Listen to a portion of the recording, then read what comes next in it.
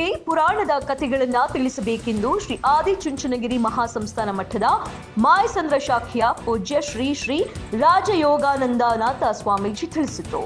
ತಾಲೂಕಿನ ಮಾಯಸಂದ್ರ ಟಿಬಿ ಕ್ರಾಸ್ನಲ್ಲಿರುವ ಆದಿಚುಂಚನಗಿರಿ ಸಮುದಾಯ ಭವನದಲ್ಲಿ ಮಂಗಳವಾರ ಹಮ್ಮಿಕೊಂಡಿದ್ದ ಎಸ್ಬಿಜಿ ವಿದ್ಯಾಲಯದ ಶ್ರೀಕೃಷ್ಣ ಜನ್ಮಾಷ್ಟಮಿ ಪ್ರಯುಕ್ತ ಚಿನ್ನರ ಕೃಷ್ಣಾಷ್ಟಮಿ ಮತ್ತು ಯಶೋಧ ಕೃಷ್ಣ ವೇಷಭೂಷಣ ಸ್ಪರ್ಧೆ 2025ರ ಕಾರ್ಯಕ್ರಮವನ್ನು ಜ್ಯೋತಿ ಬೆಳಗಿಸುವ ಮೂಲಕ ಉದ್ಘಾಟಿಸಿ ಆಶೀರ್ವಚನ ನೀಡುವ ಮೂಲಕ ಮಾತನಾಡಿದ ಅವರು, ಪುರಾಣಗಳಲ್ಲಿರುವ ಕಥೆಗಳನ್ನ ಮತ್ತು ಭಗವದ್ಗೀತೆ ಅಂತಹ ಧರ್ಮ ಗ್ರಂಥಗಳ ಕುರಿತಾಗಿ ಮಕ್ಕಳಿಗೆ ಪೋಷಕರು ತಿಳಿಸಬೇಕು.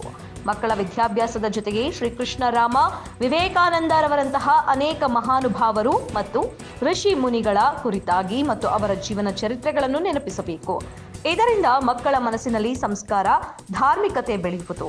ಶ್ರೀಕೃಷ್ಣನ ಬಾಲ್ಯದ ತುಂಟಾಟಗಳು, ಪವಾಡಗಳು ಸೇರಿದಂತೆ ಶ್ರೀಕೃಷ್ಣ ಪರಮಾತ್ಮನ ಜೀವನ ಚರಿತ್ರೆಯು ಸಾಗರದಷ್ಟು ದೊಡ್ಡದು ಎಂದರು.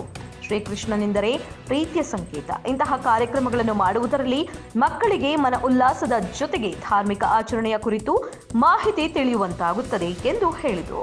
ಜಗದ ಅಗಲವನ್ನು ನಾವು ನೋಡಲಿಕ್ಕೆ ಕಾರಣೀಭೂತರಾಗಿರ್ತಕ್ಕಂಥ ಮಾತಾಪಿತರನ್ನ ಸಂತೋಷವನ್ನು ನೂರ್ಮುಡಿಗೊಳಿಸುವ ಸಲುವಾಗಿ ಭಗವಂತನಾಗಿರ್ತಕ್ಕಂತಹ ಭಗವಂತ ಮಗುವನ್ನು ನೀಡಿ ಈ ಜಗದ ದುಃಖವನ್ನು ನಿವೃತ್ತಿ ಮಾಡಿಕೊಂಡು ಹೋಗಬೇಕಾದ್ರೆ ಕೆಲವೊಂದು ಕಡೆ ತುಂಟತನದಿಂದ ಆಗಿರ್ತಕ್ಕಂಥ ಅನೇಕ ಸಂತಸವನ್ನು ನೀಡಲಿಕ್ಕೆ ಮಗುವಿನ ಜೊತೆಗೆ ತಂದೆ ತಾಯಿಗಳ ಪ್ರೀತಿ ಎಷ್ಟು, ಮಕ್ಕಳ ಪ್ರೀತಿ ಎಷ್ಟು ಅಂತಕ್ಕಂಥದ್ದನ್ನ ಜಗತ್ತಿಗೆ ತೋರಿಸಿಕೊಂಡಂತ ಸಂದರ್ಭ. ರಾಮಾವತಾರದಲ್ಲಿ ಆದಂತಹ ಸೌಮಿತ್ರಿ ಏನು 14 ವರ್ಷ